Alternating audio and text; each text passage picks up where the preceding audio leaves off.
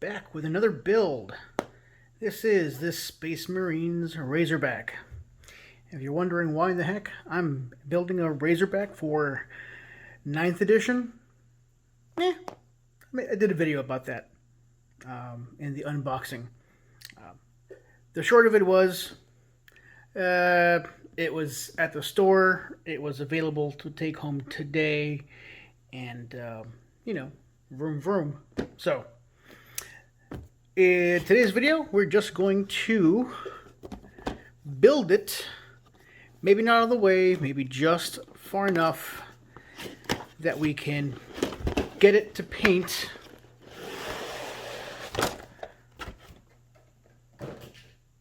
And so, yeah, let's build this thing. Just for starters, since this is a Razorback, we can do either the Razorback or the Rhino. My approach is going to be, why not both? I will attempt to magnetize this kit such that I could use it either as a Rhino or as a Razorback. So that means obviously that some of these things will have to be painted separately and sub-assemblies, but that's okay. Much like the Dreadnought that I did previous to this, it's going to be fine. It's going to be fine.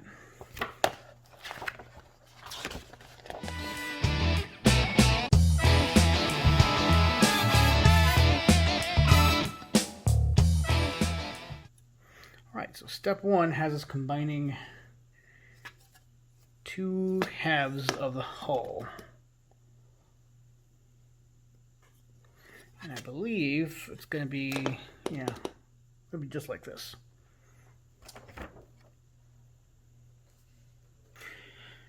So before we begin, I just want to say a little thank you to a very specific YouTube person that helped make my life a little easier as I go on this adventure. There's a YouTuber goes by Eons of Battle. I'll link it down there.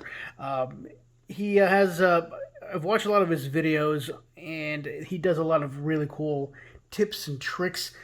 And so, kind of in passing, he mentioned how this tool, this is an X-Acto blade handle with a chisel tip. He mentioned how it was a very valuable part of his toolkit. The video was literally about his toolkit, a fish tackle box. But he showed himself using this thing, and I don't know why. I don't know why I never considered it, but to remove parts from the sprue, this is a champ. It's super fast, it's efficient, and I haven't had an occasion to hurt myself or my plastic. So, Eons of Battle, you're awesome. Keep being awesome. I will attempt to be as awesome as you someday.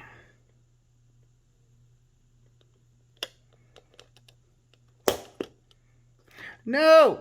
See? Okay. I done messed up.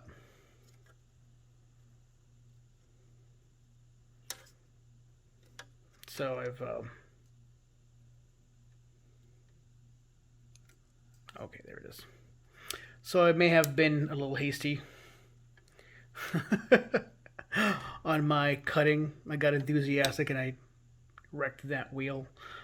Let's see if we can't hide that. What's the worst that can happen?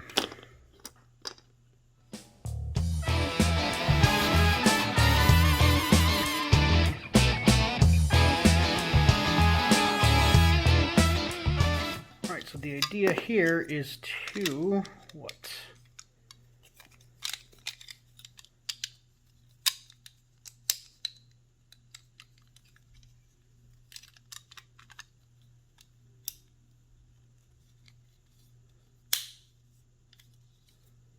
Okay, is that the idea?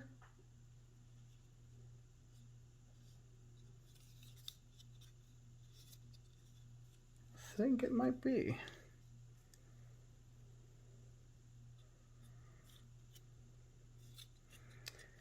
Alright, well, that's the way it's going to work.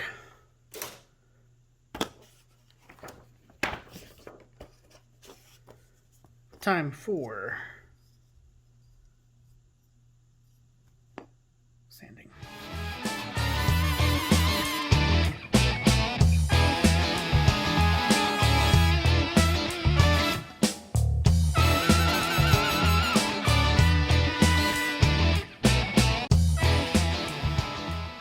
Alright, so I've destroyed my first bottle of glue.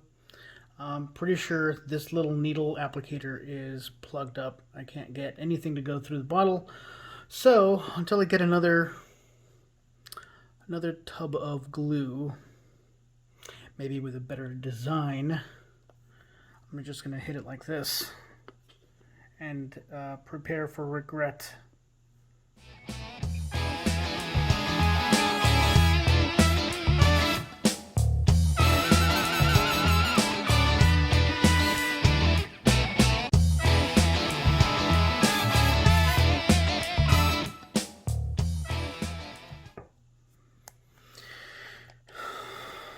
Sigh.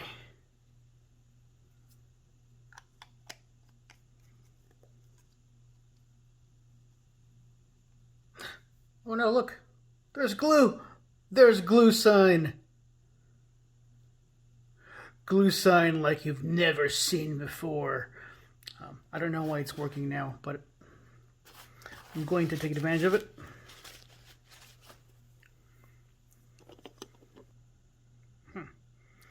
Appears there's a clog in this thing.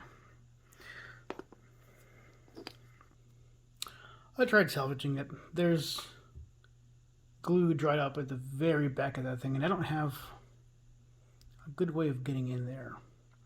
And so when I try to recap it, it pushes this needle down. For some reason, the needle isn't attached to the cap, so it's just kind of free floating and it goes in and out at will. So this bottle has officially glued its last glue. It has heed its last haw. I'm going to get a replacement. But I still need it for this build. So, you know, don't go away. I need you. Relax. I just wanted to point out that I was wrong. When I did the unboxing video, I indicated that there were no parts numbers. Turns out there aren't a lot of part numbers, but there are some. And these apparently are the non-obvious components. So you'll notice there's an L4, L7. So these correspond to the left track.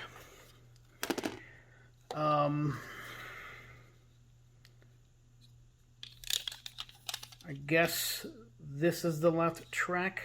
This is the interior of the left track. That's the interior of the right track.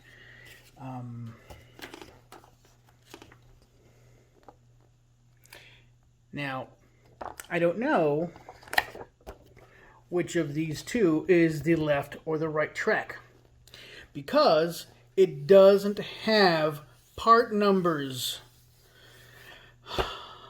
Come on, Games Workshop. I mean, yeah, I can figure it out. Absolutely. But if I put these left tracks on this right part of the hull, is it going to mess me up? I mean, I don't know. Maybe, maybe not. It doesn't look like it will, but what if it does? Like, just put part numbers on it. And I know, this is an ancient kit. Like, this is... Well, so the brochure itself is 2018. So I imagine prior to this they had black and white. There was an indicator on one of these sprues. So, Games Workshop 2006. Yeah. Either put part numbers on this and this, or don't. Let us figure it out, or make the parts obvious or whatever, but don't, like, cherry pick, because I guess Okay. So looking at the instruction, I can confirm that this is the right part of the hull.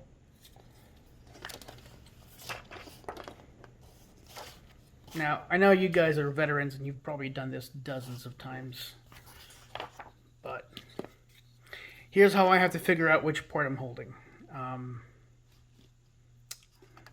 Shift the light a little bit. So the illustration shows that kind of the benches for the interior and the pointy end of the hull is kind of matching. So I now know that this is the right side of the hull, which makes this by default the left side of the hull, but I can confirm through this thing.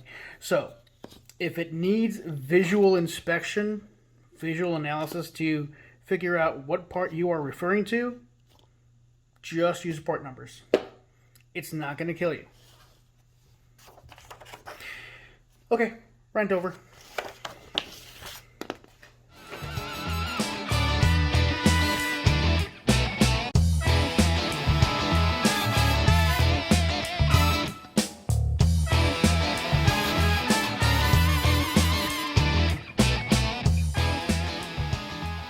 Okay, so on this tank tread, I'm making sure that the pattern is going to be the same all across the track.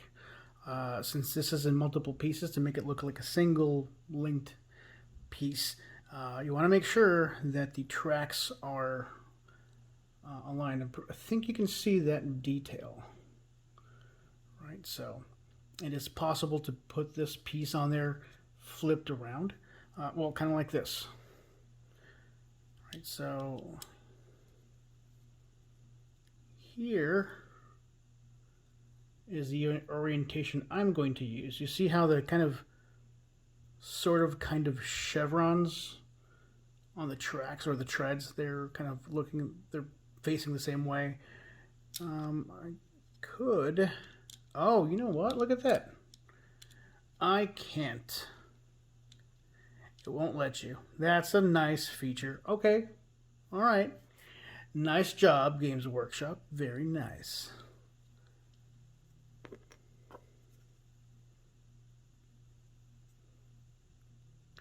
Turns out the tracks on this are dummy resistant. I didn't say dummy proof, merely dummy resistant. Because I can be a very, very ingenious dummy.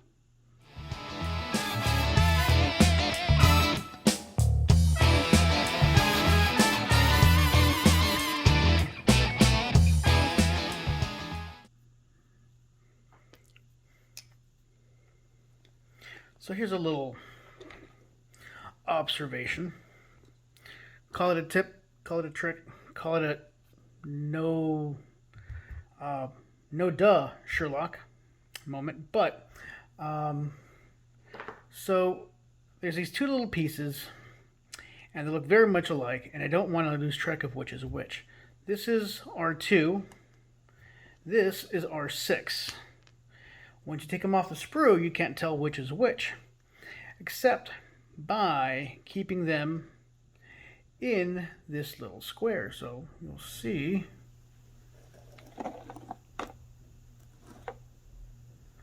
R2 is on number 2, R6 is on number 6. I know that's not how this cutting mat was designed to work, but, you know. Oh. But yeah, if, you know, it's not a feature that was planned, but it's a feature that is useful. I will take it.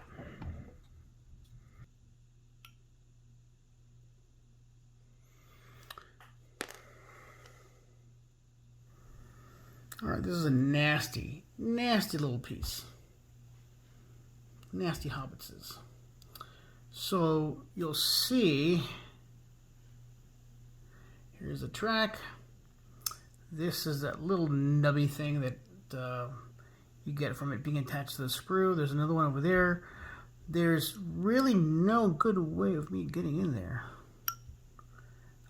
The gaps are so small, and I don't have a nail file thin enough to get in there. Maybe a needle file. Is that even thin enough? Oh, okay. I can use this needle file, but holy cow. That's unnecessary. It's unnecessary.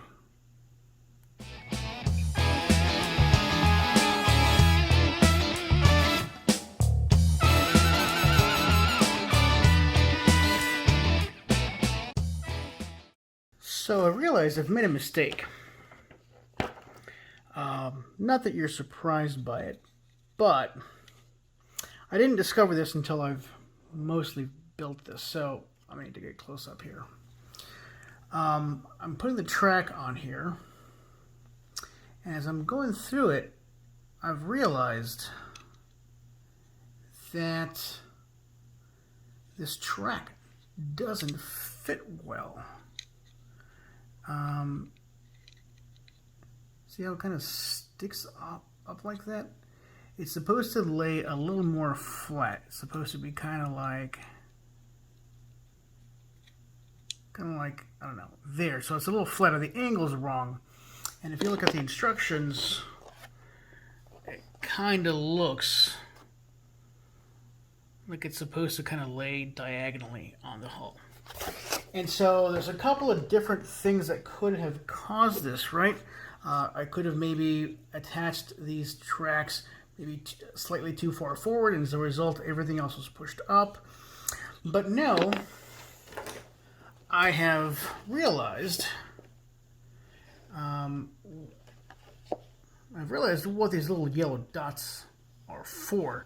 This is having you pay attention to the bump, like the little tooth of the track. So you'll notice on the track there are some teeth. It's saying, hey man, pay attention to this. And I don't know, why would you pay attention to it? Well, as it turns out, it is not centered. It is just subtly pushed off to one side. And so how you put this track on the wheels actually matters, and it may even matter to where it ends up on here. So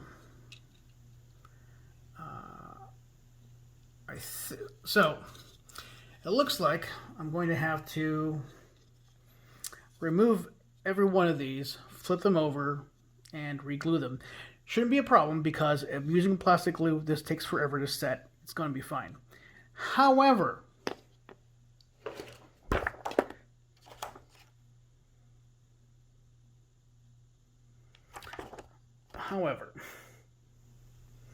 unless you've made one of these before, you have no way of knowing that these are off-center.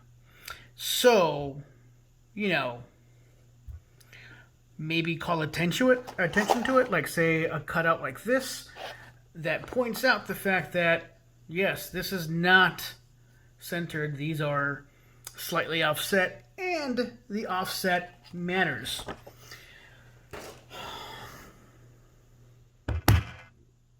Okay, not a biggie. We can absolutely fix this. It's just kind of gross. Because now I have to undo all these pieces, because they really do only fit one way.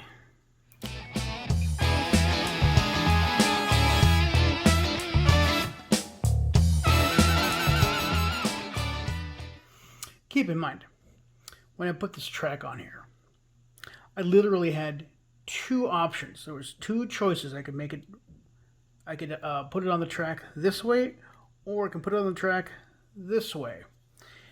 I chose poorly, but this is one of those weird things. I'm sure there's other people who have similar experiences, but I feel like if there is a chance, like if there's an element in the world where chance, random chance, probability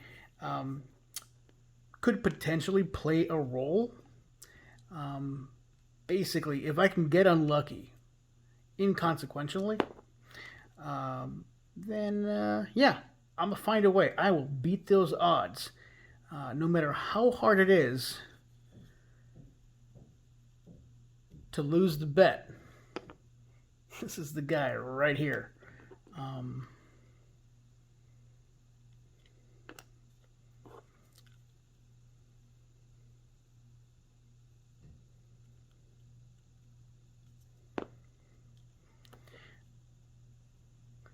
Of course, you might be wondering, if I'm not so good at games of chance, if probability has a way of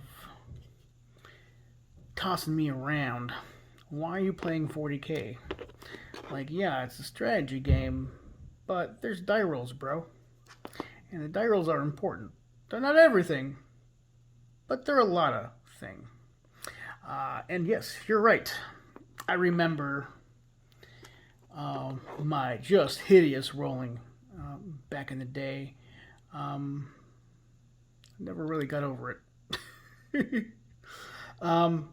Except that, you know, life is a little nicer these days. I mean, you know, COVID notwithstanding, I'm healthy-ish. Things are going well.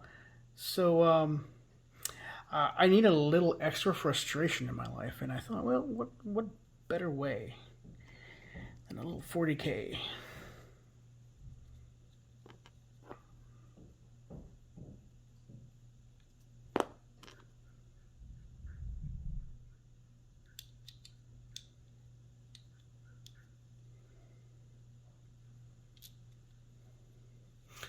Oh, that piece of plastic, is that flashing? Is that what they call it? I think I've heard the phrase flashing, but I don't know if it's referring to this or something else about the piece. But yeah, it's so in the way, it won't even fit in the model. So I kind of have to go in here and use a jewel file and go to town.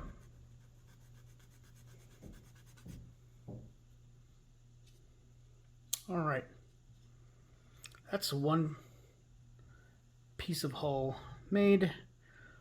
A couple of lessons learned, and it's time for dinner. I'm thinking Chinese.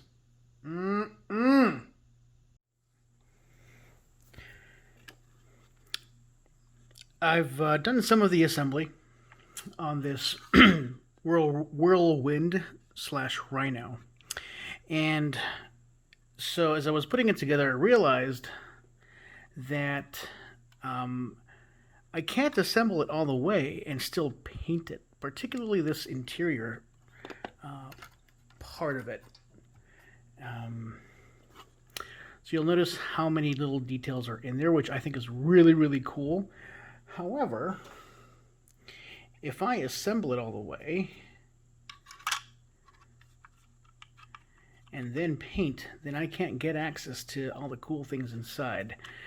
So what I did was I painted the interior and then assembled a bit of it. And I didn't record that because I wasn't thinking straight. But I did want to point out all the little things that you kind of have to do before you assemble. And so you'll notice that I screwed up this piece, but there's nothing that, you know, I can retouch that, not a problem. So rather than just continuing on the painting / building, I thought it'd be important to talk about the stuff that you have to really paint before you fully assemble this guy. So this Let's Build became more of a let's build and paint. So that's the idea. So a couple of little notes that those of you who have already done a Rhino or a similar vehicle, a similar chassis, will notice that. So some of the things you have to be careful not to glue, right? So there's this loading ramp. You want it to open and close freely, although maybe you don't. And if you seal this, if you glue it down, so you can't open it, then you don't really have to worry about all the interior stuff. But I kind of wanted to, you know, go a little try hard, not full try hard, because if I was full try hard, it wouldn't look this bad. Look at those computer monitors. I need to do another little pass on those monitors with that kind of computer blue, the monitor blue that I chose. And so I just thought I'd show you. So the next thing that I really need to paint before I continue assembly are the treads. So the reason for this, so I was gonna leave this to the end, but I realized that I kind of can't, because as soon as I put this on, then a lot of treads up here will be inaccessible. And so I wanted to go ahead and just at least do this stuff.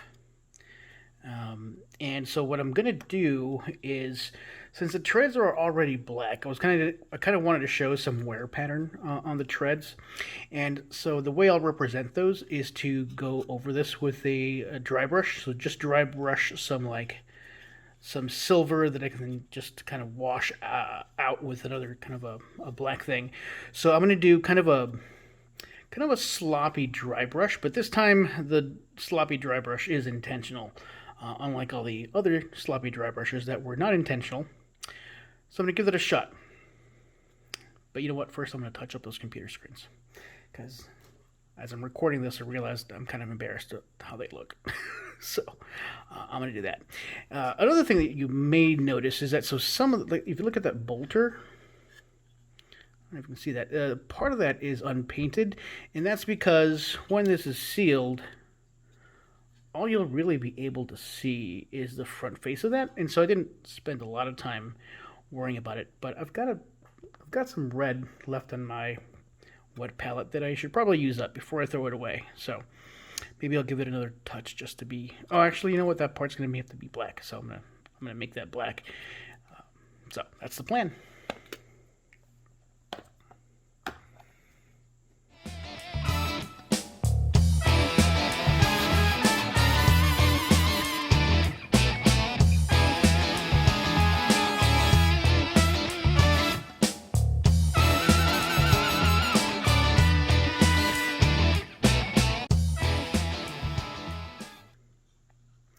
I've went ahead and did the dry brushing of the silver on those treads.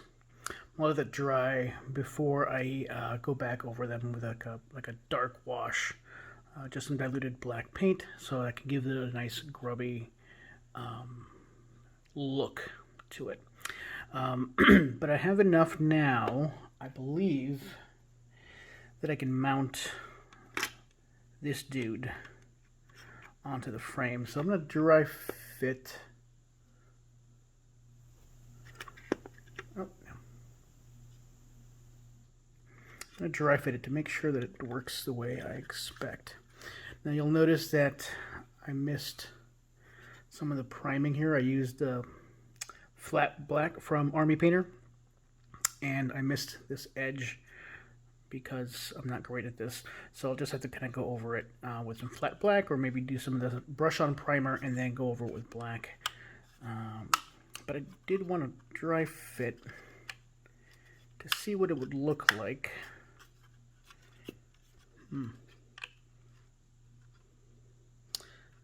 There appear to be some gaps here, and I don't know if it's the kit or if it's me, or okay, no, it's just me.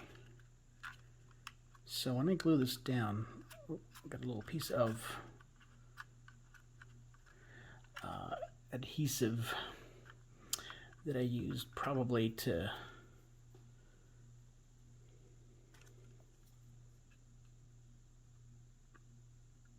now, you know what?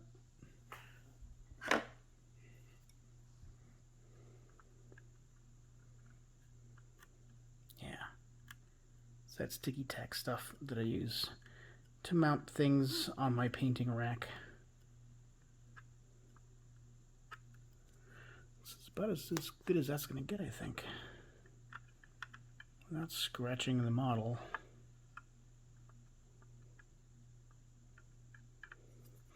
All right. So I think I figured out how I'm going to paint this. But before I'm sorry, I figured out how I'm... let's try that again. I think I figured out how this is going to fit. It's going to be okay.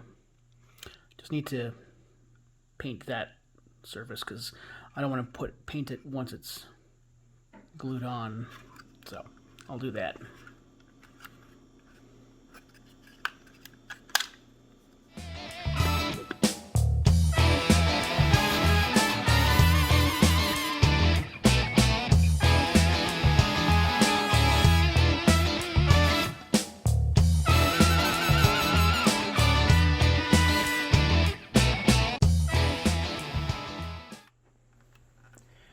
So here's the other angle of this particular dangle.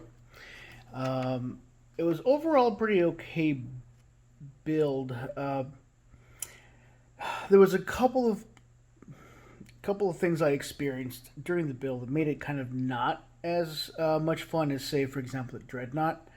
And I think probably the major thing is how many gaps are in this model. So you'll see that huge gap there between the the fore and the, what is this, port hull plates. It's such a big gap. You can literally see all the way through the vehicle. I'm not sure where it comes out because the bottom is in there, but you can somehow see all the way through. Maybe through these things, I don't know. But yeah, there's this pervasive gap all the way across. And I don't know if this is all of this kit or I just derped it up at assembly. And I'm absolutely willing to accept that I did something weird. But if I did something weird, I don't know what it is. Like, I didn't catch it. And I feel like if you're assembling a model, I don't know, it should become obvious. I don't know. I suspect this isn't my last one of these that I'll ever build, so I'll keep my eyes open. I could go through, right, and fill it in with putty, but that's a lot of work, and I'm not really that good with putty tools. I don't know. Maybe I will give it a shot. I don't know. It doesn't strike me as something that I'll be particularly successful in. So the other nice part about this is that, as I mentioned in the beginning, this is not just the Razorback. This is also a Rhino.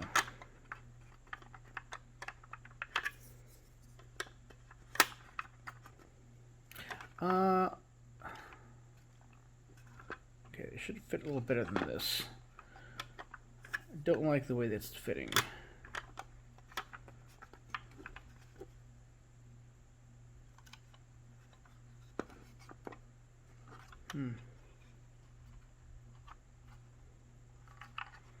See how that's kind of sticking up?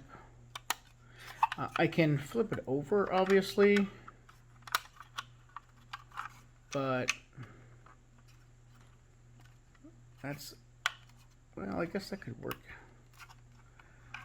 Yeah, there's just some weirdness in the assembly, or at least the fit and finish of the model. And I don't know, maybe it's an older model, but it's kind of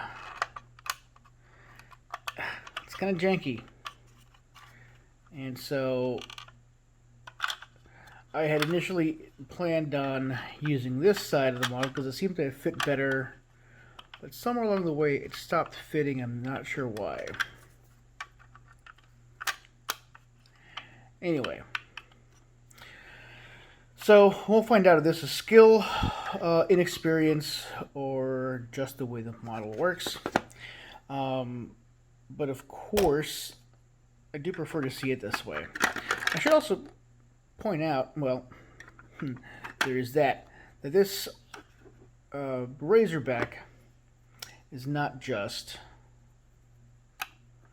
It doesn't have just this what is this, last cannon, last talon? I'm not quite sure what this is. But I've magnetized the kit in a couple of places. So there's some magnets here, and yeah, look at that, horrible job. I ended up having to use some super glue, and it had some spreading issues. But since it's a part of a model you're not supposed to see anyway, I figured that's all right.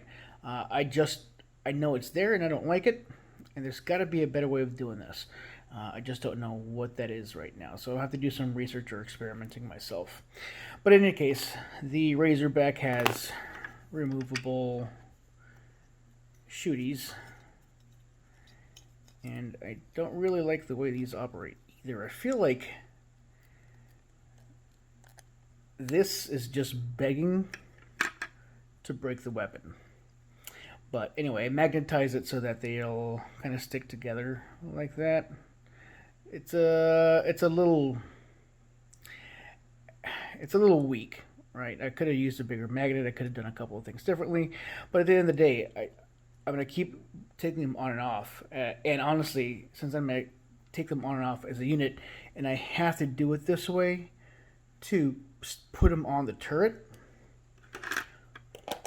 Like, I didn't get another turret piece like this, so if I want to change weapons, I have to do it the way I'm doing it, whether it's magnetized or not. So these are the heavy bolter variants on the Razorback. I'm not using them right now because the super glue is still drying. I gotta tell you, man, I had just a horrible job. Look at that. It's just gross. Working with magnets, especially when they're this close together. See how there's one there, and there's one there. They interact with each other when the glue's setting, or you try to put the little tiny magnet in there. It'll flip the polarity over just to make your life miserable. I feel like most of my time I spent magnetizing, which is not the way I would recommend it go. But I have the, tactical flexibility of taking a Razorback when I want it. And I think it looks a little cooler. It's kind of plain as just a Rhino. I mean, assuming that hatch could work, it's kind of blah. I mean, obviously it's not painted yet, but it's going to be painted in Deathwatch color scheme, which means even when it's fully painted, it's going to be a chunk of black with some silver and red accents. So the other thing that I magnetized other than the weapons kits is... Oh, wait, this is the... yeah, that goes here. Is this guy. So this method for magnetizing the cupulas was taken from a YouTube video that I saw, pretty informative, and so they just snap. This magnetization was less hairy. It worked pretty well. It was straightforward, and I wouldn't call it a joy to do, but it was kind of a joy to see the results. Yeah. So if I don't want to pay for the Storm Bolter, I don't know what it is, like an extra point or whatever, but maybe it's important. That 1 point is important to me. I don't have to take it. I can take just the cupola. And, well, I have the Hunter-Killer missile here. And it goes like so.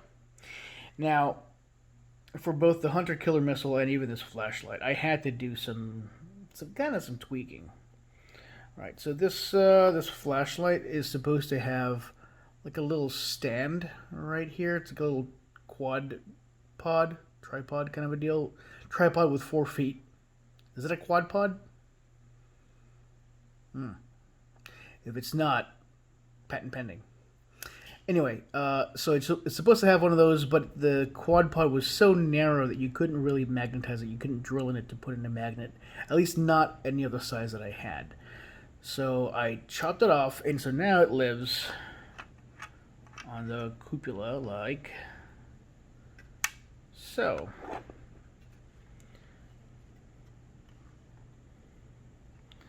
So it's a little funny, it's a little stumpy, but hey, let's just say it was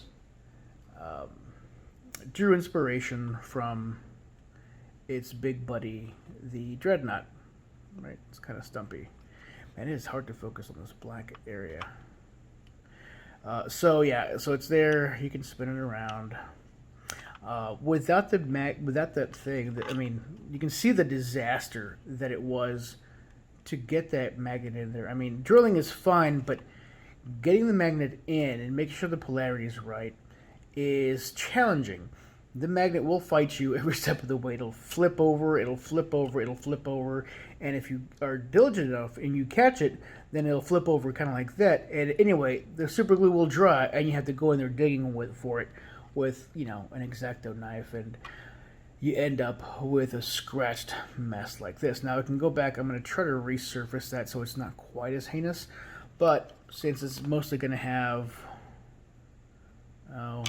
one of these on it, it's probably fine. I just, like, you really can't see the scratching, but I know it's there, and it's just, for some reason, that bothers me a lot more than the crappy hatch and the unaligned hull plate. So the build is complete, right? Complete. But I still have some things I need to follow up on, touch up a bit. So that's going to be a thing. Now, for this hunter-killer missile, I did the same thing as I did with the headlamp. It is resting on not a bipod, but kind of a sled kind of a deal. It's like a missile rack, right? It's like a ski almost, right? And so that goes on here, but it is glued on. It's permanent. So what I did is I removed it, kind of the same as a flashlight. But then I had to put it back up here. Well, and I say I had to. I didn't really. So this is the skid from the bottom that attaches to the cupola. I cut it off and I put a part of it up here. And the reason I did that is because without it, it's just the missile launcher and this targeting module, and the only thing that connected them there's just some little wires, or a little plastic piece that is sculpted to look like wires. So it's not going to be held on by just wires. It needed some other kind of support, at least so it's logically, consistent or whatever. And so I moved that thing over to the top to make it look like it's joined by some kind of structural support. It was probably unnecessary, but it looked kind of funny in other words, and I thought of maybe modifying it further, like cutting the box off and bringing it closer to the missile, which I suppose is still an option, but I don't know. I don't know if I want to modify it quite that much, but maybe I will. Who knows? So, in any case, it goes there. Bada bing, bada boom, and you've got a build. Like I said, I've got some ways to go with it, but I'm okay with where it is. And I have a bunch of little bits left over, so they go into my bits box. And yeah, I mean, this could have been worse. I enjoyed the build. I did not enjoy the magnetization.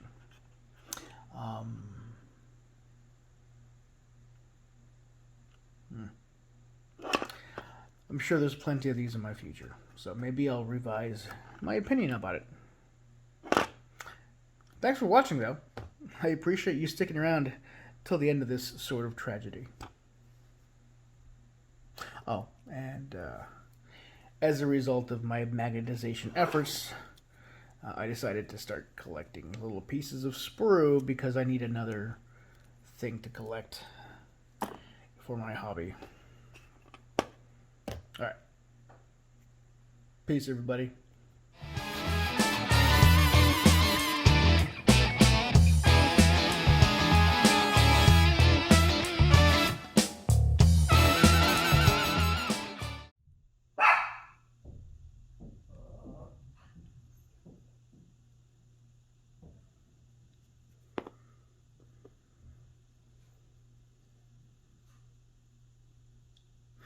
I have an enthusiastic neighbor that lives upstairs, and she has two even more enthusiastic dogs.